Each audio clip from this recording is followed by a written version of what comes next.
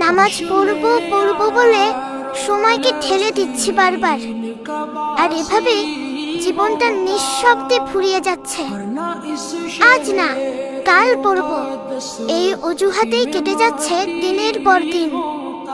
অথচ মৃত্যু কোনো দিন, কোনো সময় বলে আসে না।